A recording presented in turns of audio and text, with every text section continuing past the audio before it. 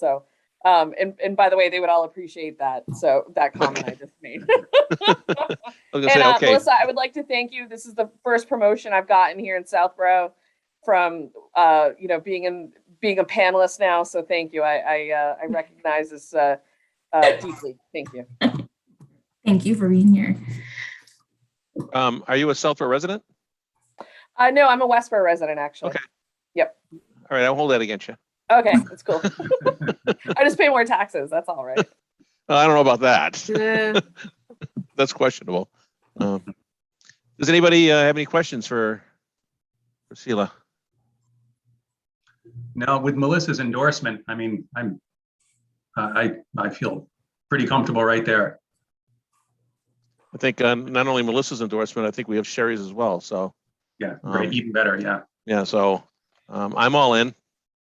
So if I hear a motion to appoint Sheila to be our minute taker. Melissa, am I allowed to vote on that since I'm friends and work with her? Yes, I would think so. It's not, as long as the commission is comfortable with that, as long as you kind of make that disclosure, then I think that is all set. Full disclosure, I am friends and also work with Sheila, but I can be impartial on that decision. The commission agrees. But that is in the town of Westborough, not the town of Southborough. Yes. Just add some clarity to that. Yes. I'll make the motion. Promotion? Yeah. So moved. To a point. Okay. There's a second. Second. Okay. All in favor? Smith. Yes. Gregory. Yes. Wittes. Yes. Asimato. Yes. All right. Welcome. Welcome. Glad to have you here. Welcome aboard. Do you start tonight? Yeah. I've already got the agenda uploaded, and I'm typing things in right now, actually. So. All Nice right. saving grace. Hitting the ground running. So the first thing we have is approval of the minutes of 8/26, and I think we have to table it because I was not here, so we don't have a quorum to vote that through. Sounds like a plan. Okay. Okay. Then next up, we've got 7 p.m. stormwater management permit, 325 Turnpike Road, Ken's Foods, map 26, lot 2 and 6. Construction of 62,500 square foot warehouse addition. In accordance with the provisions of the Southborough Stormwater and Erosion Control Bylaw, Southborough Zoning Code, Chapter 174, Section 13.5, the Southborough Conservation Commission will hold a public hearing on Thursday, September 16th, 2021, at 7 p.m. via virtual Zoom meeting on the petition of Ken's Foods, Inc. for approval of a stormwater management permit for the construction of a 62,500 square foot addition to the existing warehouse at 325 Turnpike Road. Map 26, lot 2 and 6. Now, my understanding is we've got a notice of intent that's going to be coming in later as well, right? Correct. Yep. For the next meeting. Yeah, because I was wondering how are they going to put an addition up this big and not fit it in there without having a being close to a wetland. Okay. Oh, good. There's Jim. All right. Would you like, Mr. Chairman, would you like me to start? Yeah. Is your intention here to give us sort of an overview of the project? Yes, it is. Thank you. Okay. Yeah, please go ahead and start. For the record, my name is Scott Doty. I'm a managing principal of John G. Crow Associates, Bedford, New Hampshire, associated with the Ken's Foods project. It's a pleasure to be in front of the commission again here. With me tonight is Mr. James Bourne, who is, I guess, will also join us as panelist. It's great. Represents Ken's Foods as the applicant as such, and perhaps also in attendance, perhaps in the audience, is also Bill Pizzoni. Bill is. Thank you. Let's see, I got to share my screen, right? Be good if I did that. And I get the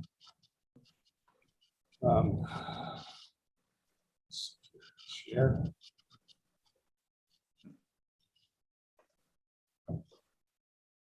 Can you see my screen now? An aerial photo of the site. Yes. Okay, thank you. All right.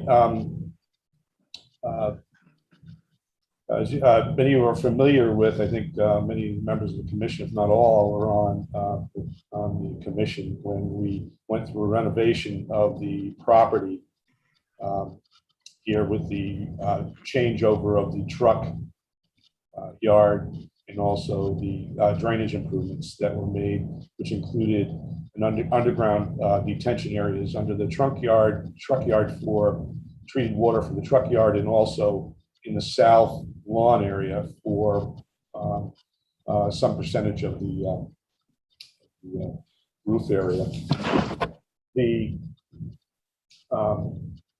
Mr. Doty, can you give us an idea as to when this aerial photo was taken? That's an aerial photo this year, within the last 12 months from Google Earth. So it looks like it was fall, so maybe a year ago. Yeah, it looks like it would be last fall. Thank you. Okay, thank you. Yeah, it looks like it is last fall. It's probably October or so of 2020. We just grabbed the latest one. The proposal is a 62,500 square foot addition on the east end of the existing building. The work entails, besides the addition, is the relocation of emergency driveway around the south and east sides of the building addition, and also an enlargement of the underground detention area in the south lawn, as you can hopefully see on this screen here. There's no additional employees with this project. It's robotic warehouse expansion primarily, and no additional sanitary sewage flow, no additional parking spaces. With the exception of the truck and loading dock area, the site, as you might remember, is all country drainage. Drainage runs off the paved areas into swales and channels along the sides of the paved areas, and many of those have become wetlands over the years. The proposal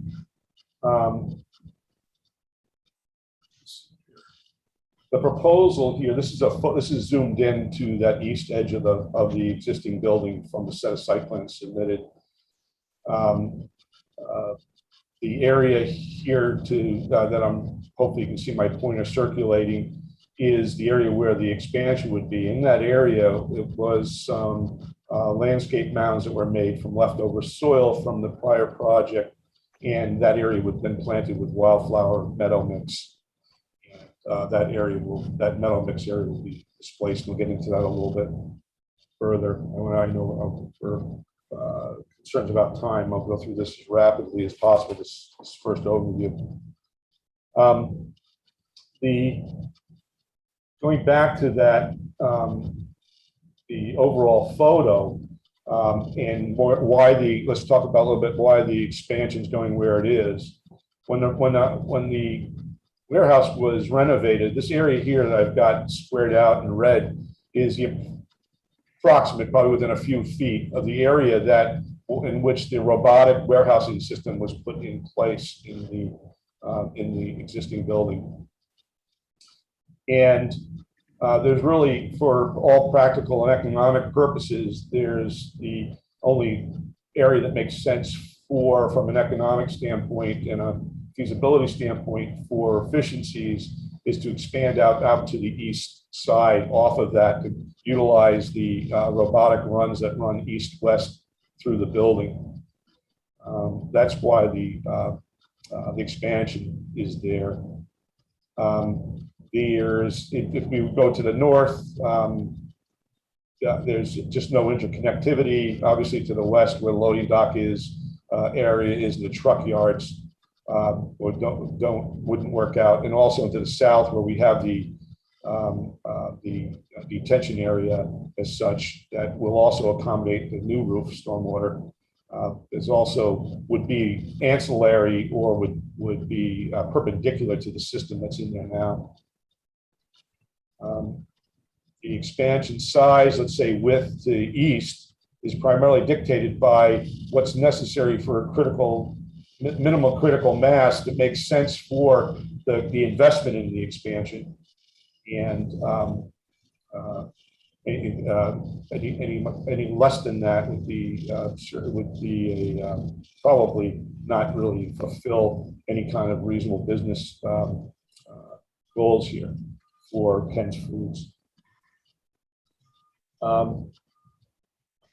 The project's going to, let me get to a site plan here, an overall site plan. Campus-wide, this is the composite plan, which shows a lot of information on it. We have another plan that will focus in on the area where construction will be, but it's in this area here to the southeast of the building and to the east of the building. The project will increase impervious surface coverage on the property, but at the same time, it's reducing the vehicular pavement area. And also the relocated emergency driveway that would extend around the expansion is proposed to be porous pavement. It's a perfect place for that use because it's only limited use for emergency purposes, but also is fully capable of being plowed for snow, which is a requirement of the fire department, of course, to keep snow off of that. But it does allow percolation into the soil, much like what happens there right now in that area. The underground, the expansion of the underground detention area would work in conjunction with just be an expansion of what's out there that's handling a portion of the roof now for the existing building. And it'll accommodate all the intents of the design storm events that it required, but it also offers infiltration to the maximum extent possible. As you may remember, the commission may remember that this is a difficult site for groundwater purposes, and as such, this area creates its own volume by perhaps dewatering that area over throughout its in between storm events to create the volume for the stormwater detention that happens when the storm event does happen. And then it and the system that's under the truck dock area are then controlled by a outlet control structure within a special manhole near the outlet to the what we call the ditch. That's the north ditch on the side, excuse me, the west ditch on the side of the driveway.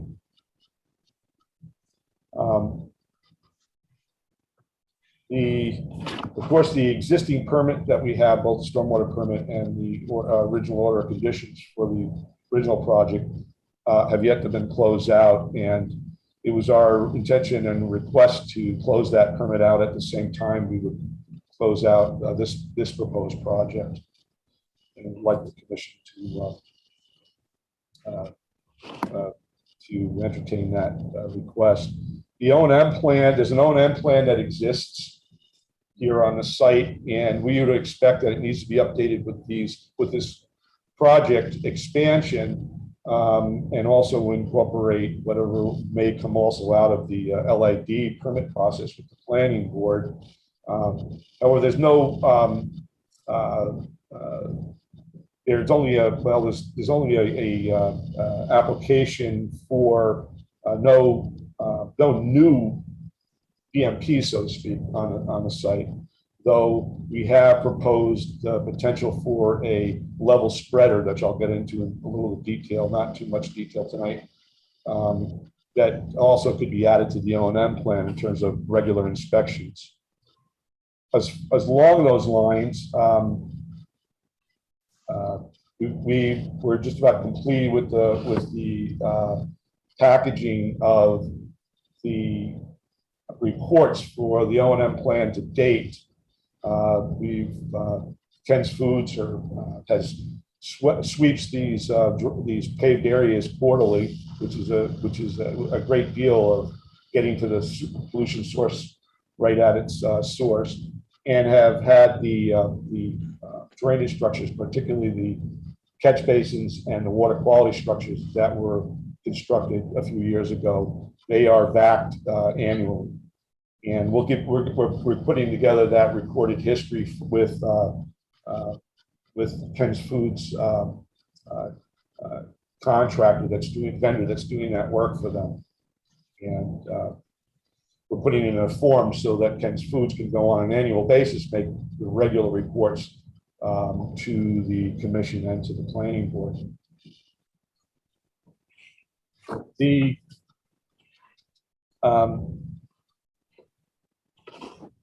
water quality aspects of the project are pretty much covered by the fact that this is roof runoff,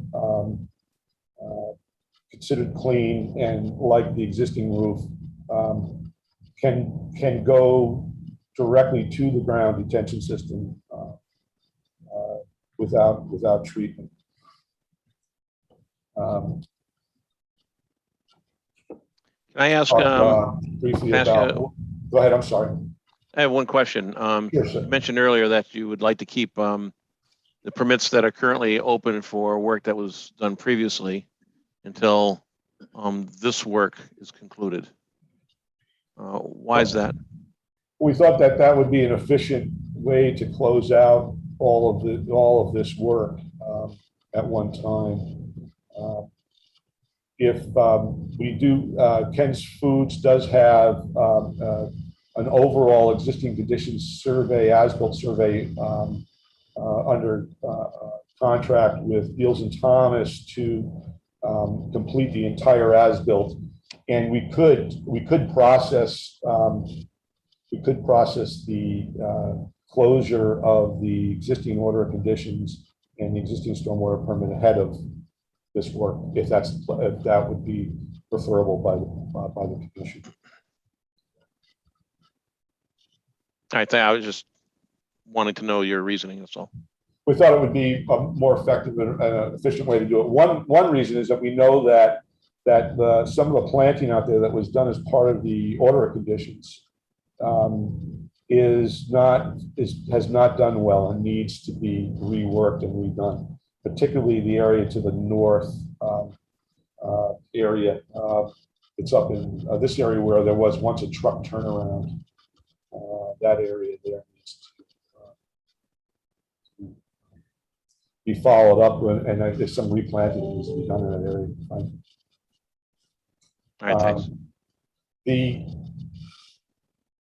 The wetlands, though this is not the notice of intent hearing, the wetlands delineation that was done by Goddard Consulting and utilized in the past submittals has been restaked in the field, and requested the commission could authorize the consultant, maybe I don't know if it's Matt or someone from his office, to meet with someone from Goddard Consulting to review that line, to confirm it or modify it as necessary. But we have staked with beam poles out there, about 600, I can't remember the exact length, but somewhere between 600 and 700 feet of the wetland delineation along that east side. So I'd like to request that the commission authorize the peer review on that as soon as possible. That would be great.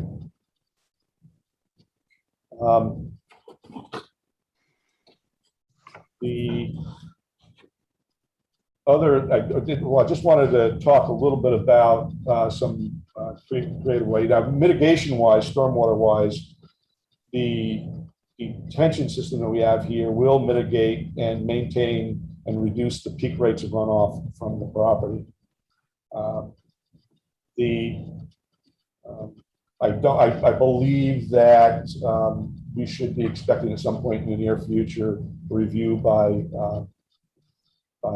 Fuss and O'Neill of the stormwater, and we'll work with them on any issues that may come up. But in focusing a little bit, I'll zoom in on, I was going to tell you, we would talk about this. This is the more detail in the project, the site plans, where you can see the expansion.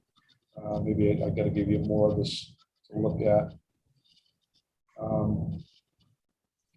The expansion of the building here to the east, the driveway relocated around it.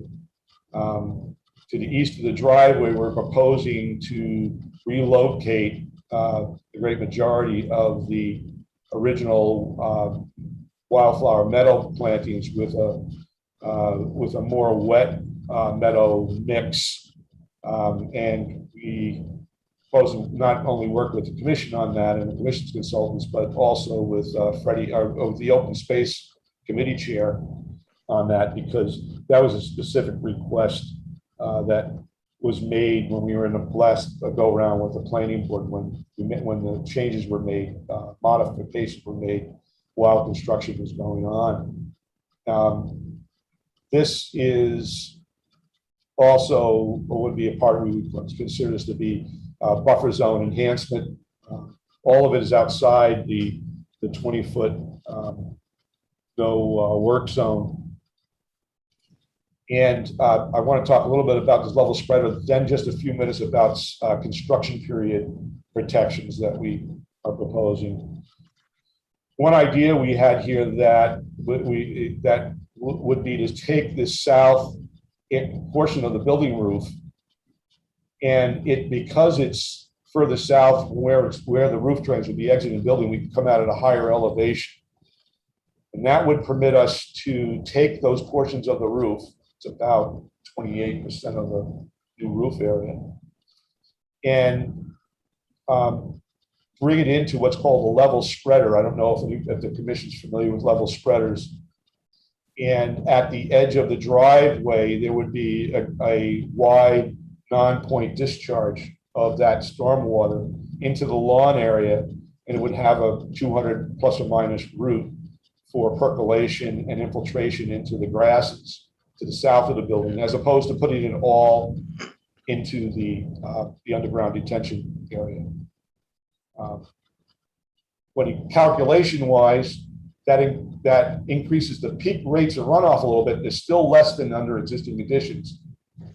So it's still, those peak rates are still mitigated, but this is an interesting way to look at perhaps a greenway or sort of a more lower impact development technique for handling the stormwater. It's the one area on the site where we can do that because the site grades have dropped off a little bit than they have further to the west of in front of the building on the south side. Talk to the construction period protection that we have here. This project has what I would call a robust system of protection for stormwater during construction. We opted for a couple of depressions and also a berm to protect where we are, where the work is closest to wetland. We proposed a berm here to protect against sediment leaving the site, but also a linear depression here for what we call a sediment intercept spot in the event that gives them an opportunity. It gives us double protection. When we've done this on other project sites, sometimes the contractors are upset about it. They don't think it's necessary, but we think it's a good practice to have it, even though it may never be utilized, to have it there as a belt and suspenders for sediment control. Likewise, over in this area here to the south of the construction area is an area that we've designated as a dewatering basin area. I know Melissa had asked, wanted more details on how the dewatering go. We would not give the means and methods to the contractor. We tell them they have a performance spec. No sediment leaves the site. No sediment leaves the work area. And we promote this area as an area that could be excavated early in construction and utilized for dewatering as necessary. And then there's the stockpile controls. The overall area, the perimeter protections are where you would expect them to be on the outer edges, down gradient of the work. We also would like to see even if it's temporary, a bituminous apron constructed in the area where once they get the building framework up, that this would probably be a high traveled area for truck traffic up here in the northeast corner. And we want that area to be totally stable for truck traffic. So we propose that. So I believe I hit the big points that would give you gives you an overview of I'd be happy to answer any questions. All right, thanks. Thank you, Mr. Chairman. To the commission members, anybody have any questions? The applicant here, Mr. Smith. Yeah. Chris, as far as the closeout of the previous notices of intent, I don't think I'm comfortable with simply completely putting it off until all the work is done, only because there's overlap between what's being done now in areas that were subject to the previous notice of intent. So a couple of solutions that occur to me is perhaps a partial certificate of completion simply on the areas that are going to be constructed anew. Or the commission could, I haven't really thought this through all the way, I don't think, but it occurred to me perhaps we could maybe conduct a vote or something and approve it as an administrative amendment to the previous NOI to sort of kick the can down the road that way. But one way or the other, I feel like it wouldn't be appropriate for us to simply ignore it, because when we come to closing out the notices of intent, there are going to be areas that simply don't comply. We wouldn't be able to really paper that over. So that was my first comment. I think there's probably a pretty easy path through that one. The only other question I have right now, we probably don't have the whole plan set. So maybe this is on a piece that we don't have, but a detail of the pervious pavement. You're talking about a segmental concrete unit or the actual pervious asphalt. No, it's actually the New Hampshire pervious asphalt cross section. Yes, it's not in that set. We need to add it to it. This is something that we became very aware of late in the process, and we've seen. I wanted to inspect some successful applications of it before I would propose it. I don't know if anybody gets to the Winchester area, but Winchester Hospital, the entire front parking lot of 300 plus cars is done with this, and it's great actually. There, though, of course, they got to deal with the water quality of the water going underneath it, capturing it, treating it before they let it go to the Aberjani River. Here, I think it's a better application for it. One, it's a smaller application of it, and it's not an active vehicular pavement. So it's large, Mr. Smith, it's large aggregate with space between it. It's thicker than normal. It's 4 inches thick, and it's all large aggregate. And you spilled your water bottle on it, it disappears in about 10 to 12 inches, disappears. But in any event, we modeled the hydrology was modeled as if it was impervious, though, by the way. Okay. I'm familiar with the product you're talking about. The only criticism I've heard of it in the past is it doesn't react well with heavy sanding. But I suspect in this case, being a fire lane, there probably will not be any sanding at all. Is that a correct statement? That's correct. There won't be a need for sanding here. Yeah, okay. It's just the plowing to get it clear. Yep. So it's available for fire trucks. Okay, yeah, that's all I have for now. I've gone quickly through the drainage report and certainly didn't see any red flags, but I haven't really gone through in depth to really, go into it. I was supposing that you would get a full copy of that. I suspected that you'd want to see that, right, with all the calcs and everything, Mr. Smith. Thank you. Yeah, and I do have a full copy of the drainage report, and good. I won't assault you with my blue roof spiel again.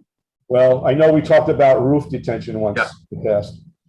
Again, I got the same answer for that, I think. No, I understand. No. I understand. Yeah, no one can do it because nobody else does it, and it's a valid reason. I understand, but I think it's an insurance. Hopefully someday I'll convince you. Yeah. Thank you.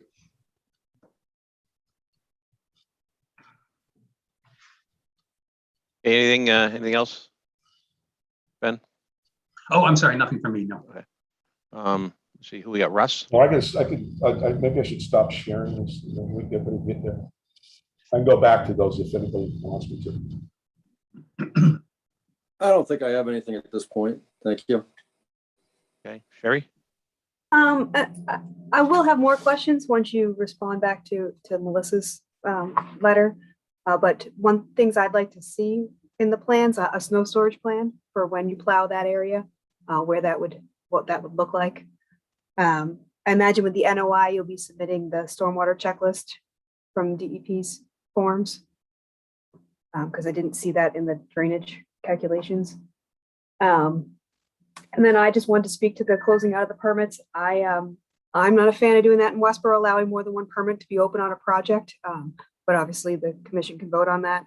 I think that a lot of places don't have a reason to close out permits and meet the standards or needs for the conditions. And so they don't get closed out. So this is an opportunity to close out an old permit and get everything on that particular permit and then start fresh with a new permit. Just personally how I feel and how I would vote for that. But ultimately it would be up to the commission. Thank you. All right, thanks. Would you like me to address any of those, Mr. Chairman? Well, let me see if anybody. Oh, we have Mr. Pete. He's arrived. I came in midway, and sorry, I don't have my video on. I'm calling from a parking lot or a parking garage. So yeah, I don't have any questions. Okay. Yeah. So I guess Can you hear me? It's okay, though? we can hear you. Great. Yep, loud and clear. I guess with request to the permit situation, where you've got permits that are open and you're asking for new permits to be able to deal with this addition. I think that's something the commission needs to noodle on a little bit. From my perspective, I would at least want to have a up-to-date, latest and greatest status as to where you are as far as being in compliance with the existing permits that are open. Kicking the can down the road doesn't feel real right to me. I understand that you're going to be disturbing and ripping up some of the stuff that you've already got done and in place, but I would certainly like to understand, where you are in terms of compliance against your existing permits. Me personally, but I'm just one member. Mark, can I also add that the previous permits are expired? They were never, the applicant never requested an extension. So they're not even technically valid. They're expired. That's a good point. Then to Ben's point, we can't amend them. Right. Through the chair. Yes. So this is Matt. So I think, where those permits are expired, this will be an opportunity that if there are items that need to be addressed, they could be rolled into this new application and covered that way so that everything's properly permitted. That's a good point. We can prepare a report on compliance and things that we've identified that are non-compliant, where haven't been finished. That would be helpful to the commission. I think what I'm hearing, what the commission is leaning towards is, since the applications are expired, that we move forward and deal with those, and anything that's outstanding, they get rolled into the new application. But we'll get that clarified of what they are. No, and I think one example you mentioned was the plantings in the old truck turnaround not being on the north side there. up to snuff. Yeah. Yeah.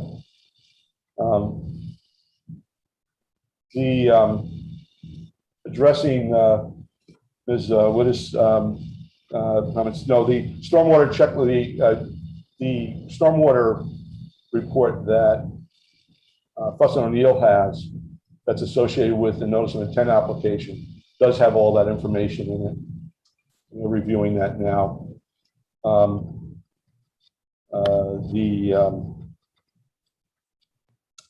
Including the stormwater checklist, and As far as the snow storage goes, as far as that driveway goes, around the side of the building, I think it's pretty much going to be just snow throw off the side. There's no really any reason to store that in any area because it's a linear item. So will that snow throw end up being in where the wildflowers are now? It's hard. Yeah, it will. Of course, it'll be during the dormant period of that. So Yeah, and you're and not then actually, if sanding. it's spread out, it won't be compacting because it'll be spread out. It won't be in one place. But you're not proposing to sand or salt that. You've already stated that, correct?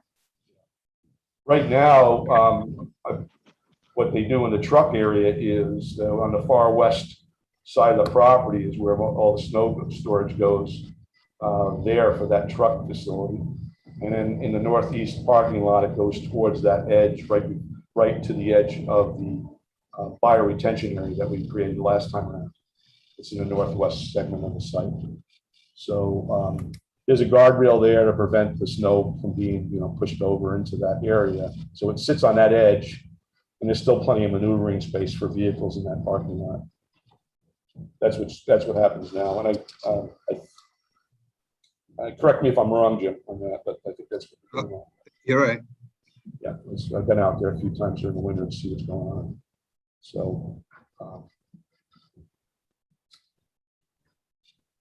Okay. How does Mr. Chairman, through you, if I could ask the question about seeing if we could authorize the peer review on the wetlands to get started with the It's review already, of the wetland in advance of the opening of the. it's already in the works. You're all Oh, set. excellent! Thank you, thank you.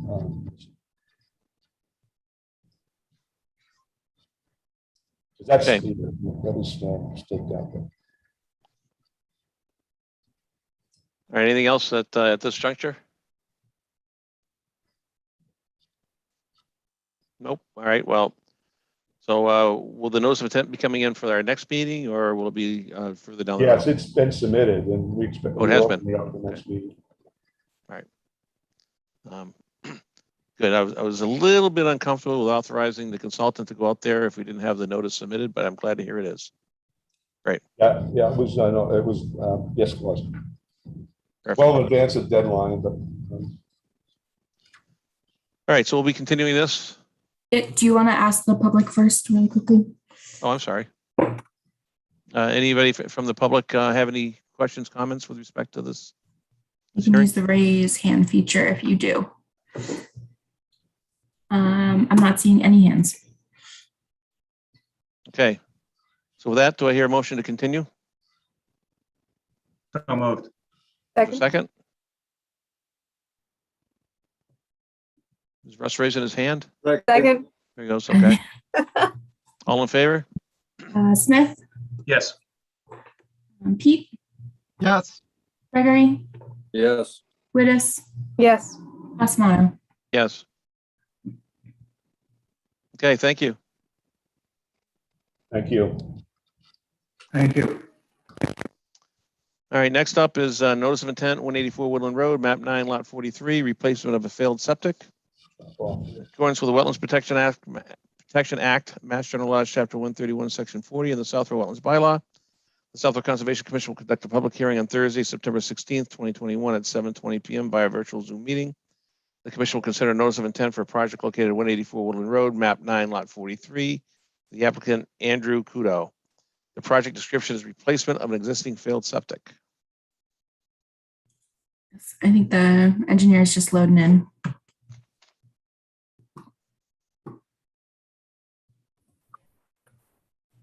Good evening, everyone. Can you hear me? Yep, go ahead. Okay. My name is Raouf Mankaris with Alpha Omega Engineering. I'm here representing the client, Andrew, for the septic repair for 184 Woodland Road. Do you mind if I share my screen? Go ahead.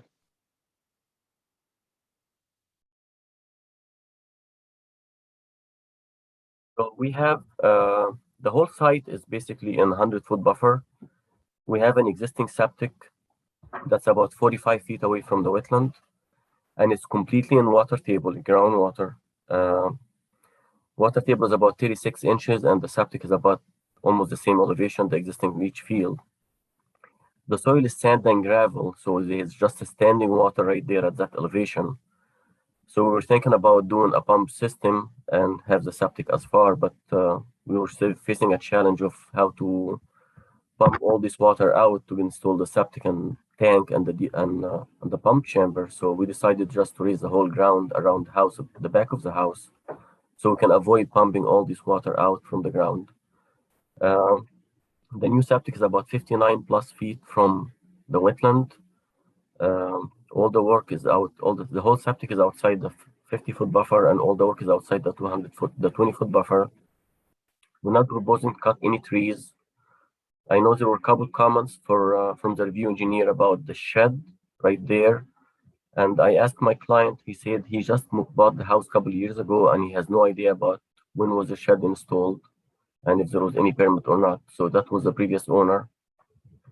And also there was another issue about some dumping of grass cutting cuts in that area right here. And that was actually done by the previous owner. And I know my client was doing that also because he doesn't know where is the wetland. But when we saw it, we asked him to stop doing it, and he's not dumping any grass in this area anymore. And he's willing to clean it up. Other than that, it's just a septic system repair. The sewage actually is backing up also in the house. So we're hoping to do it as fast as we can. If you guys have any questions. Yeah, I guess, how are you are you going to be going down the existing driveway and down that side of the house to do the work? Yeah, all the work, the access is only from this area, nothing from here. There is no way to access from here. Okay. All right. Matt, you've been out there? Yep. I walked the wetland boundary, looked fine with no changes. And I think the comments that I had, the applicant has addressed, and the only remaining one was the one you just asked about access. So I think we're in pretty good shape. All right, thanks. Any other questions from other commission members here? Maybe you already addressed it with the applicant, Matt. Is there a location for stockpiling? Will that be needed? And where would that be?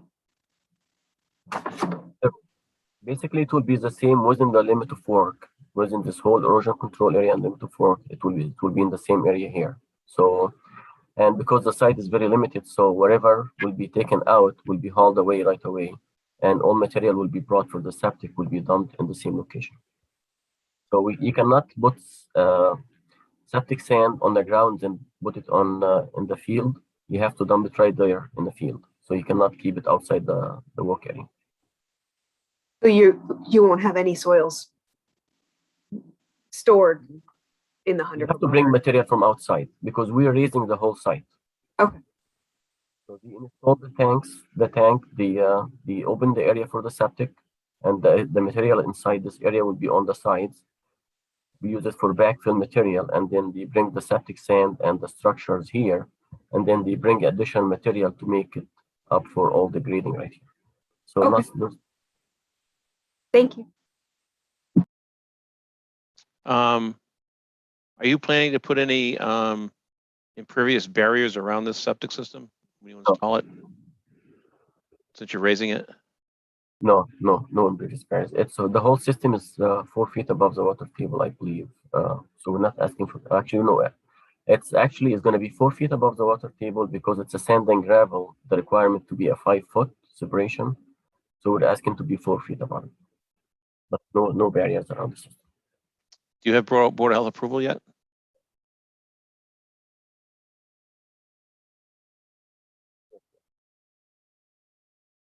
Hello? Yes, we are. Yes, we have it. Oh, you do? Okay.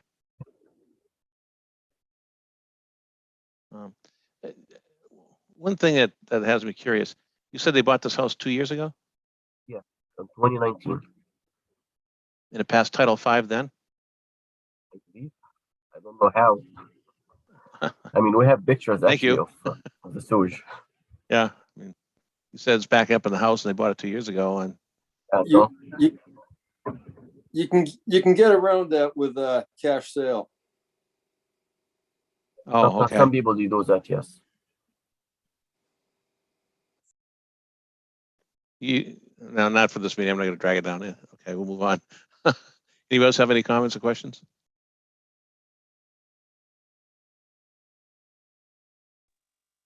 Okay, hearing none. Any comments or questions from the public?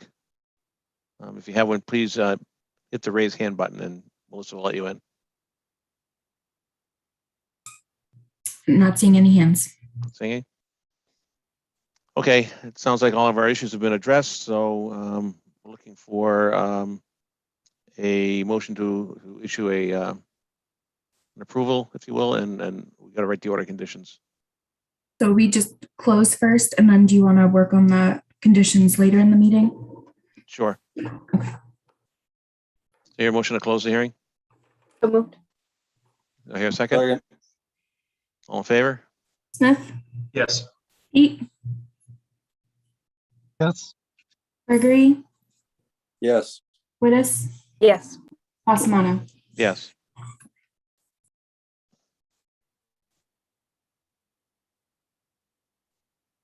Okay. Next, we have a continued notice of intent for Marlborough Road. They've asked for a continuance. Yes, they're still looking at a couple alternatives for the mitigation. Okay. They want to continue until the next hearing? Yes, which is October 7th. October 7th. All right, do we hear a motion to continue this hearing to October 7th? So moved. Or a second? Second. All those in favor? Smith, Yes. Pete, Yes. Gregory, Yes. Wittes, Yes. Passamano. Yes.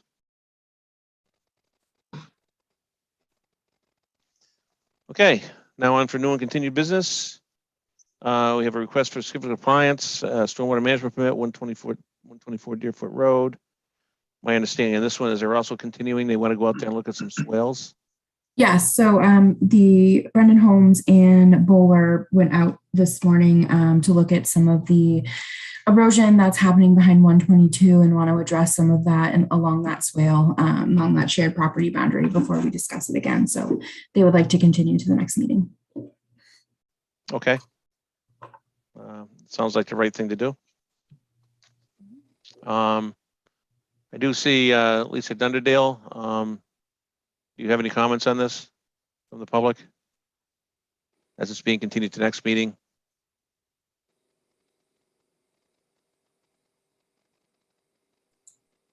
No? Okay. I don't see the hand going up. All right. That's my dog. Sorry. Oh, sounded like yes. All right. Next up is violation 1 Lindbrook Road. Stockpiling and grading. I still didn't get a written narrative. I followed up a couple times in between the meetings and then gave him a deadline of noon today and did not receive anything. So I guess it's up to the commission if they want to take another action, or if, I don't know if you want to do one more chance and say, you know, you have 5 days and that's it. Otherwise you get another enforcement order. Melissa, how many times have we given them the extra 5 days or whatnot?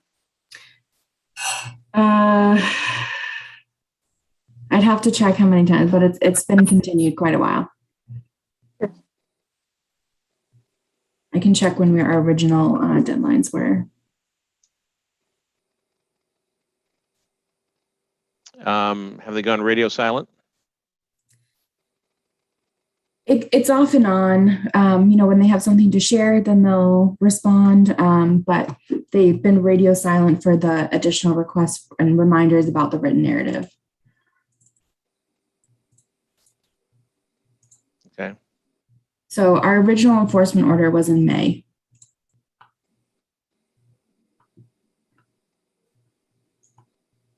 So it's been a little while.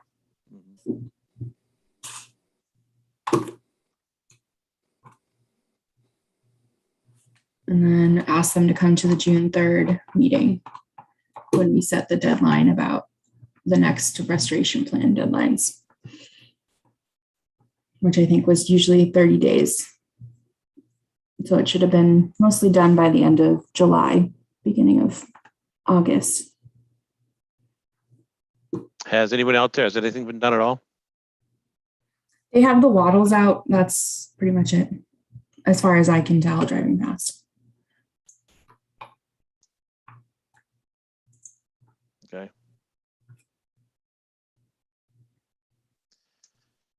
I don't know, I think I put them on notice that they've got, 5 days, 7 business days, something like that to get the written narrative in. If not, there'll be another cease and desist and fines ensuing. So if I give maybe by next Friday at noon, and if not, then issue another enforcement order. That's my thoughts. I don't know if I want to hear from other commission members. We give them plenty of rope. I completely agree with you, Mark. This isn't rocket science for him to put pen to paper and just write down what he's going to do. We didn't ask him to hire an engineer. We've done nothing like that. It's just, putting a little bit of effort into this, and it's not that difficult to do. It's only his own time. So it's we're going to get into fall pretty soon, and it's going to be winter, and things are going to get frozen. So we need to push this along. All right, then I will move forward with that game plan then. All right. Okay, next up is Sounds Breakneck good. Hill. I'm sorry. Go ahead. I think it was just Jeff saying sounds good. Oh, okay. I was just agreeing. Okay, thank you. Breakneck Hill dump approval and/or discussion of the next steps. So I finally got the first proposal from TRC. It was on the Dropbox. If everyone wants to pull it up, or I can share it. It's a lot of words, so I don't know if it's worth sharing. Essentially, it breaks it down into 2 preliminary tasks. The first being technical and regulatory support, and the second being the creation of the solid waste assessment work plan. So essentially, when Taylor from TRC had reached out to DEP, this project has kind of been on their radar. They know about it. And it sounded like the best case scenario was to notify them officially of the dump and to enter into administrative consent order without penalty. That would give us in the town specific deadlines that we'd have to meet moving forward. So it kind of does make a contractual obligation to meet certain deadlines, which can be helpful and useful at town meeting to gather funds, if it's something that's required by the state. It seems like by entering this voluntarily, it also gives the town a little bit more leeway in meeting deadlines and setting realistic timelines. By entering ACOs voluntarily, typically DEP is a little bit more lenient if something goes awry in terms of hiring contractors or if we're behind schedule. So they would be assisting us with notifying DEP and taking the necessary steps in order to make sure that DEP has all the relevant information in order to make their determination and drafting of the ACO. And TRC would also help in reviewing of the ACO and providing any technical comments. And then, once we are in that agreement, the first step is really the creation of that assessment work plan and really determining what exactly the proposal should be for removing the debris at the dump. So the two tasks, task 1 costs $5,350, and task 2 is $5,775. So my thought in thinking of funding for this was having one of the 2 tasks being funded through our budget. Unfortunately, that does take about $5,000 from our stewardship line item, which is about what the increase that we got for this fiscal year. And then the second, I did find that we have a conservation fund that has about $50,000 in it, and so I ran it past the town treasurer and collector to make sure that this would be a usable resource for us for, this. I don't recommend funding the entirety of the project or, using up those funds because it is a nice fail safe for something if we do have something like this come up. But I would suggest picking, task 2 to be paid from this fund so that we can save the budget for the stewardship committee and the other things that might come up if we have something at Halloran or something else on our properties. So for tonight, I'm, asking the commission if they would like to authorize TRC to move ahead if this proposal is acceptable to them, and if that fee breakdown and payment schedule from the different funds sounds like a good path forward. So that's really where we are. Sorry, I had to put the dog out. I missed a bunch of that. Do you want me to go over anything again, Mark, for you, or? The rest says no. So, what are other commission members? I have a question. Discussion? Yes. If we pay for it out or part of it out of this conservation fund, and then subsequently ask town meeting for, funding for, whatever else needs to be done after this, can we also at the same time reimburse the conservation fund so that it can be used for other conservation-y things? I believe, yes. So I believe the only way that this fund is funded right now is through appropriation at town meeting. So if I'm thinking correctly, what you're trying to ask, then yes. Whether or not it goes through is another story, but technically, yes. Yeah. And again, remind me, how much are we talking? So the first task is about $5,300, and then the second task is about $5,800. So about total about $11,000. Yeah. And how much were we having there for funds now? For the stewardship line item, and in our budget, we were budgeted for $30,000. Stewardship has used, I think, about 2,000 of that so far. I know they have a lot on the horizon. And then in our conservation fund, I think we have about 50,000. And that this is not the Wetlands Protection Act. This is completely separate. So we couldn't use that for this, but we can use the conservation fund. Okay. Melissa, do you get that fund every year, or is that a well, I just kind of found out about its existence not too long ago. So I don't think it's had money put into it in a very long time. Oh. That's the $50,000 one. Yes. Yeah. I thought you would say. I'm sorry, go ahead. Nope. I was just going to say, when it comes time to actually do the cleanup, of course, there's going to be a warrant before a town meeting on that. We could we'll probably have a hand in the drafting of the warrant, I would imagine. And we could seek, as part of the same warrant article, I believe, to replenish the conservation fund. And it strikes me that this is exactly the kind of thing that the conservation fund probably ought to be used for. Mm-hmm.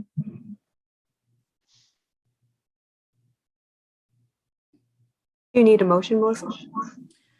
Yes. So I think the motion that I would be looking for is authorization to proceed with the contract with TRC for task 1 and 2. Okay.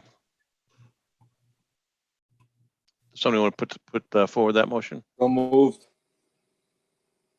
Okay. Is there a second? Second. Okay. All right. Roll call Smith, vote. Yes. Pete, Yes. Gregory, Yes. Wittes, Yes. Pasamato. Yes. Okay. And does that break down, task 1 coming from the budget, task 2 coming from the conservation fund make sense? Does anyone have any concerns over that difference? No, it made sense to me. It seemed right. Yes. Perfect. Melissa, will you get a say in the timeline so that it seems reasonable for us? Or did they already create that for you? No, definitely would be part of the timeline. Okay. and especially the funds, at least from the budget, would have to be used from this fiscal year. I think the goal would to have a meeting warrant on for the spring. So I would assume that this would be fairly quick, once I get this contract signed and back to them.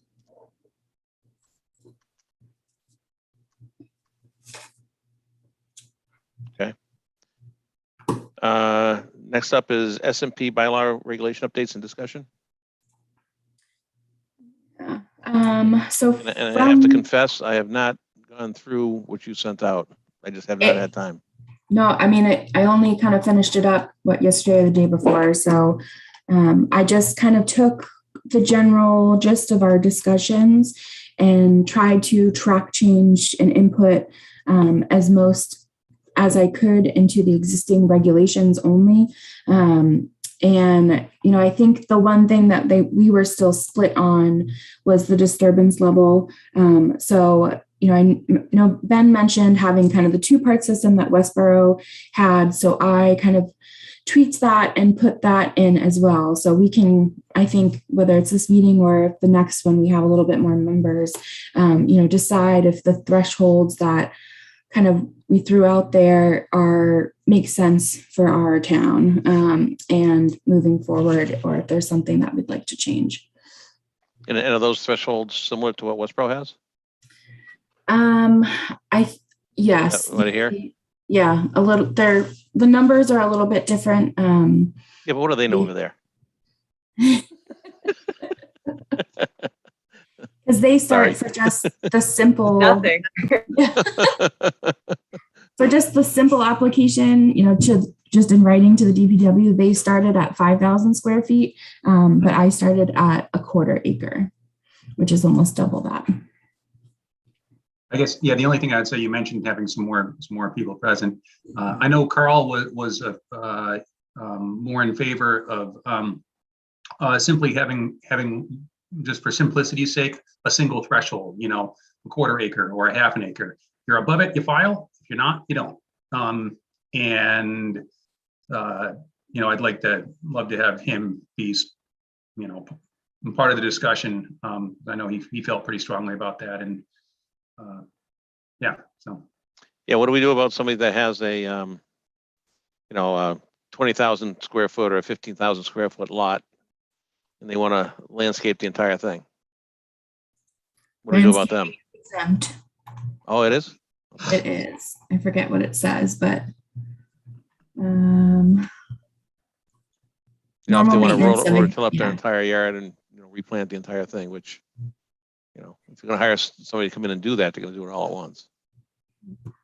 Yeah, normal maintenance of existing landscaping, gardens, or lawn areas associated with a single family house, as long as they don't bring in 400 cubic yards of material or alter drainage patterns. As an exemption. You said 400? 400 cubic yards. Yards? Yep. Mm-hmm. Russ, how many trucks is that?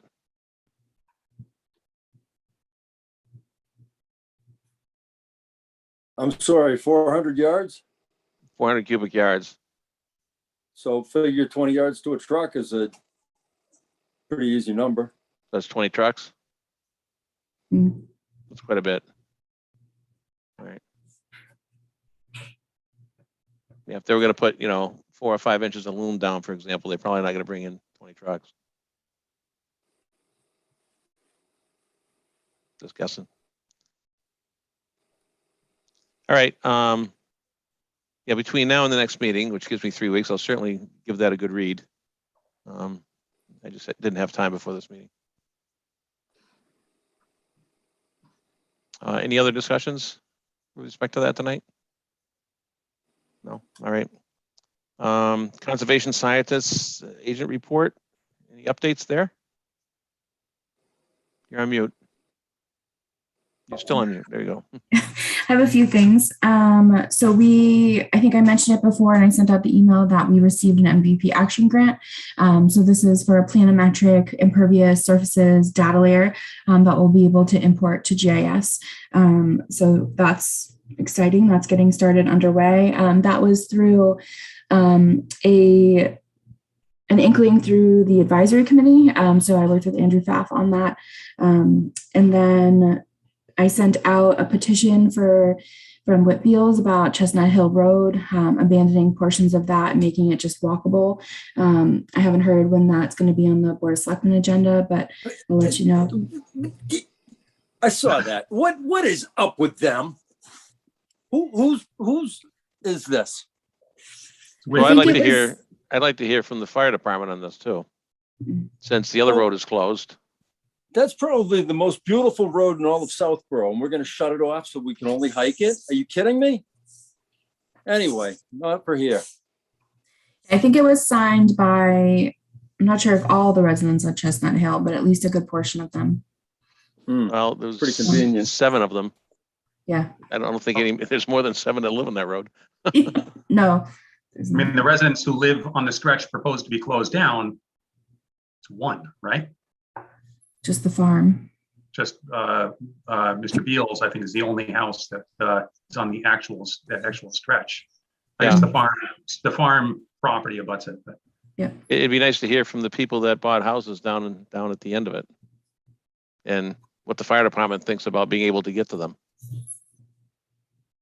Right, they're gonna have to go all the way around. And with the other road closed, I signed Mr. Beals's petition at town meeting, and this happened before the bridge collapse or partial collapse or whatever. Had the bridge collapsed and had I known the DPW was talking about shutting down the alternate route, I wouldn't have signed the petition at this point. I mean, I drive Chestnut Hill Road 2 or 3 times a week. Getting over to that. I do as well. Only one way though. Yeah. And I'm out of my mind about it, and I couldn't tell you the last time I drove down it. Yeah. Hey, Melissa, on the GIS data layer, back to the first subject there. Who's doing the work? Just out of curiosity, and I just put the RFQ out, so we haven't chosen a company yet. Oh, okay. And is it going to be doing? Are you asking them to do it like off of like actually digitizing it from aerial photographs? Are they going to use the infrared? I think taking Mass GIS aerial surveys and that data. Oh, great. Okay, that will be useful to us. Thank you. Yes. Let's see. 7 Clemens, which we, I think, permitted almost 2 years ago now, is going to get started in the next couple weeks. Kind of in the other side of town, so may not even notice that one. And the last thing I really have is this afternoon, I got an email, and I'm going to share my screen for 81 Breakneck Hill Road. They have asked for a minor change to their plan. So this is the current as-built right now. So essentially they're asking to add pavement in this little section because, and I've been caught in this situation, is if there's 2 cars or even 1 car right here, you cannot adequately turn around to be able to get out of the driveway. So all cars have to back out. So they want to be able to at least have a car be able to pull over here so that anything in the garage isn't then permanently blocked in.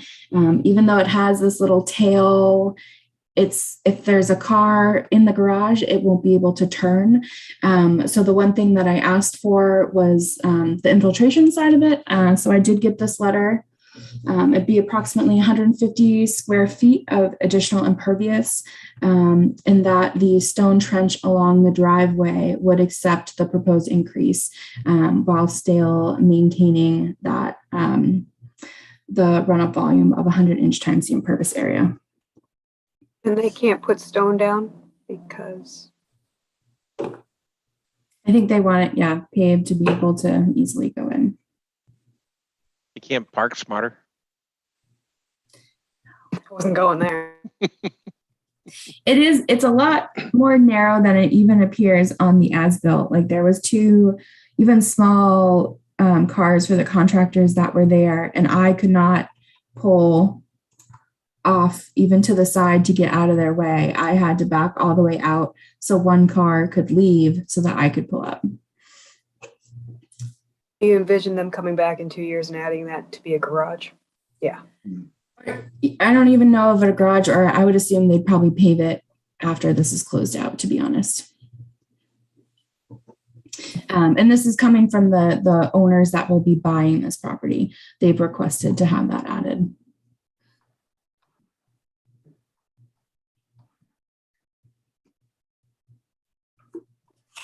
So they're looking for an amendment? Yeah, minor administrative amendment just for kind of a plan update. So I've got a little beef with that.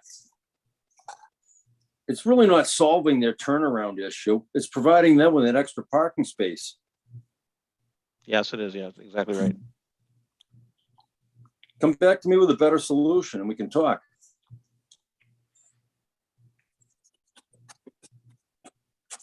I can see a turnaround right where the front walk is. Yeah, I think they can't. It's not aesthetically pleasing, but sometimes They you gotta can't. give. The slope right here is pretty steep, so they can't extend it this way. I And can't see what then, you're doing, Melissa. oh, sorry, they There it can't is. extend it towards Towards the pike. south. South, yeah. So they can't extend the driveway. What would be down looking at this plan right here? Because the grade's right there. And they don't want to go closer to the wetland side on the north side. So that little bump out. Again, very convenient. Mhm. The turnaround deserves to be over there because you can't put it on the other side. Ben, you got a thought? I gotta say, I'm falling a little bit on the other side, and here's how I get there, which is if the plan was originally submitted to us with the driveway extending to the back of the garage there on the south side, I suspect I would have, Okay. assuming You know the drainage worked, I would like to see the I stone can be trench. perfectly fine with having that over there. Don't ever be backing out onto my road when I come through there. Yeah. I mean, Yeah, it's not solving their problem. I just don't No. like maybe their wording about it. I think Yeah, I can I would just- understand their thinking that maybe, if they park the car there, then there will be room to back out into their little apron area. yes, I guess that's I would say- exactly the thought. If they're going to be doing that, I would like to see the stone trench extended.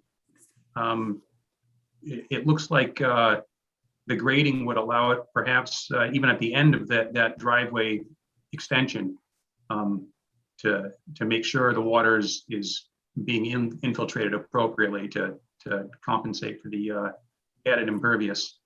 You'd want it to come all the way up this end? I don't know that they can do it on the extreme south end, just with the grading there. Okay. I see they have some down at the toe of the slope. Mhm. Perhaps that could be extended, or even at the end of the driveway would be on the western edge. It looks like the grading may dive, that's getting higher as you go. Is that a 1-car or 2-car garage? 2-car. 2-car garage. All right, Back so them into the garage. they've got a third car that they need to put someplace is what this is. Most likely, yes. And they don't want to park in front of the driveway because then they got to move a car to get a car out of the garage.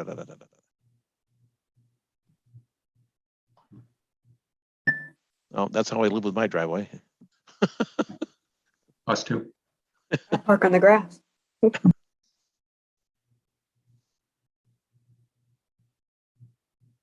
Except I fill my garage up with so much stuff, we can't get a car in there. Yeah, I've got cars in there that don't move. Yeah. I think what I'm hearing is have Vito get creative here with the stone swells or whatever that would be shown on the plan that would mitigate, with the impervious that's being added. To the chair, Yes. this also seems like a good place for maybe like grass pavers type of thing. Yeah. Instead of asphalt. Yeah. Okay. Good idea.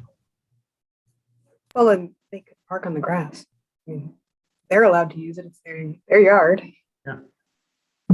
They could do geogrid, which would be invisible, or they could do a pervious paving with the concrete units or something like that also.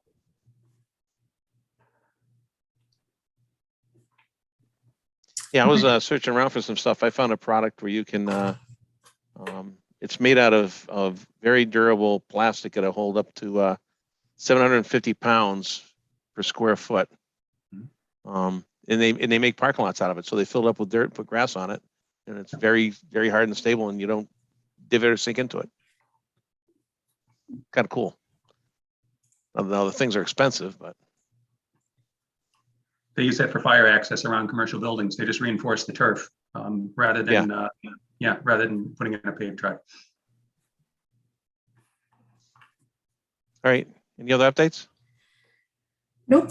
I think the only thing we have left is just to issue 184 Woodland, Okay. which I will share again.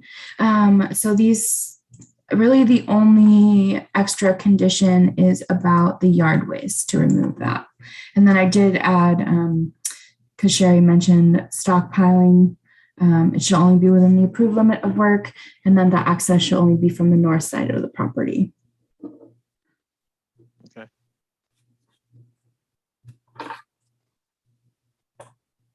Anybody have anything else to add to this? I see nods left and right.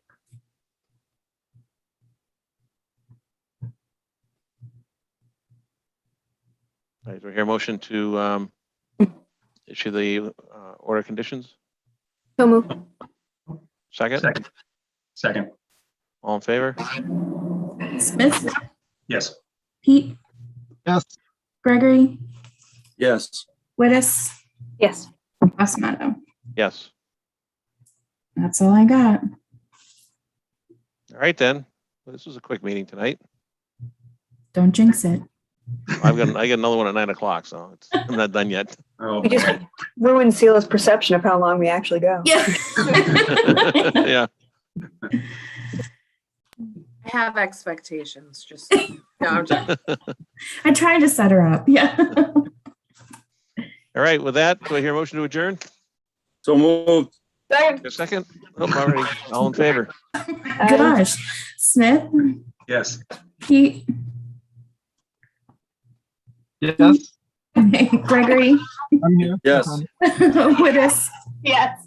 Osmato. Yes. All right. Is there next in person, or are we still going to be virtual? Do you know? That's up to you guys. I think the Board of Selectmen mandate will be over by the time October comes.